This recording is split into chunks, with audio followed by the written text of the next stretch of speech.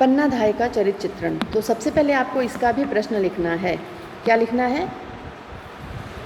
दीपदान एकांकी की प्रमुख पात्र पन्नाधाय का चरित्र चित्रण कीजिए। फिर से सुन लीजिए प्रश्न। दीपदान एकांकी की प्रमुख पात्र नारी पात्र पन्नाधाय का चरित्र चित्रण कीजिए। अब उत्तर डालेंगे, हेडिंग डालेंगे पन्नाधाय का चरित्र चित्रण। एकांकी की प्रधान की कर लीजिए यहाँ, एकांकी की प्रधान नायिका पन्नाधाय है। वह महाराणा के छोटे पुत्र उदय सिंह की धाय माँ तथा संरक्षिका है। धाय माँ जो पालन पोषण करती है और संरक्षिका जो उसका संरक्षण, उसकी रक्षा भी करती है, देखभाल करती है।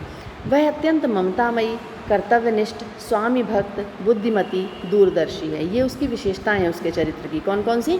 ममतामयी, वो जिस तरह अपने पुत्र चंदन का, चंदन से भी बढ़कर आपने अंत में देखा कि वो चंदन का बलिदान कर देती है, लेकिन उदय सिंह के प्राणों की रक्षा करती है।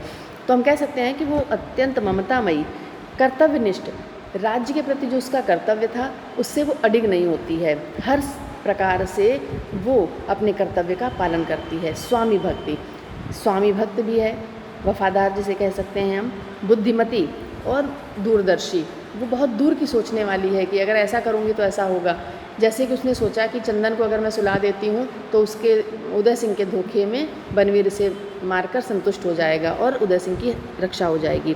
बुद्धिमती भी है, इतना सारा उसने प्लान, इतनी सारी योजना अपनी बुद्धि के बल पर ही की। जबकि ऐसी स्थिति में कोई भी, विशेषकर नारी, अगर किसी महिला के लिए कहा जाए तो वो इस स्थिति में विचलित हो जाएगी, डगमगा जाएगी। लेकिन पन्ना ना तो विचलित हुई और ना ही वो अपने कर्तव्य पथ से अडिग हुई। कुंवर उदय सिंह के प्राणों की रक्षा के लिए वो अपने पुत्र, इकलौते पुत्र चंदन की बलि चढ़ा देती है। वह अपने हृदय पर पत्थर रखकर अपने कर्तव्य का पालन करती है। उसके अंदर किसी प्रकार का लालच नहीं। ये जो कुछ भी किया उसने बिना लालच के किया। उदय सिंह का पालन पोषण तथा उसके जीवन की रक्षा करना ही उनके जीवन का उद्देश्य है। अब इनकी प्रमुख विशेषताएं जो हैं हेडिंग में लिखेंगे हम। राजभक्ति, सबसे पहली विशेषता राजभक्ति। पन्नाधाय में अद्वितीय राजभक्ति है। राजघराने के सभी लोग भूल जाते हैं कि उदय सिंह राज्य का वास्तविक उत्तराधिकारी है। जो राजघराने के लोग थे, जिनका कर्तव्य बनता था, वो अपने ही वंशज को भूल बैठे और दूसरे को अधिकार सौंप बैठे। परंतु पन्ना की राजभक्ति सदैव सजग रहती है। वो महाराणा सांगा का नमक खाकर उसे धोखा नहीं दे सकती। जैसे सोना, रावल सिंह, यहाँ तक कि विक्रमादित्य भी बनवीर की हाँ में हाँ मिलाने लगे थे। इसी कारण शायद वो मारे गए। अगर वो सजग होते तो ना मारे जाते। लेकिन पन्ना ने नमक का पूरा अपना फर्ज कर चुकाया। विवेक और दूरदर्शिता, दूसरी विशेषता क्या है? विवेक। पन्ना एक विवेकशील स्त्री है और दूरदर्शिता है। अपने पुत्र का बलिदान अपनी इच्छा से करके वह अपने स्वामी के पुत्र की रक्षा करती है। साहसी, पन्ना धीर, साहसी, निर्भीक राजपूत वीरांगना है। वह उदय सिंह को नृत्य प्रेमी ना बनाकर युद्ध प्रेमी बनाना चाहती है। वो उदय सिंह को क्या समझाती है कि चित्तौड़ राग रंग की भूमि नहीं, चित्तौड़ तलवार की भूमि है, यहाँ तलवार नृत्य करती है।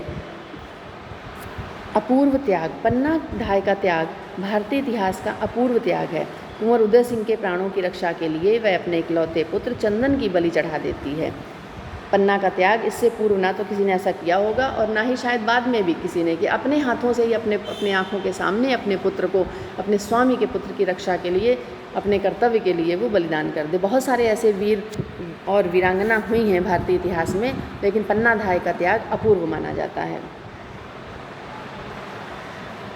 वह कर्तव्यनिष्ठ एक आदर्श भारतीय नारी है।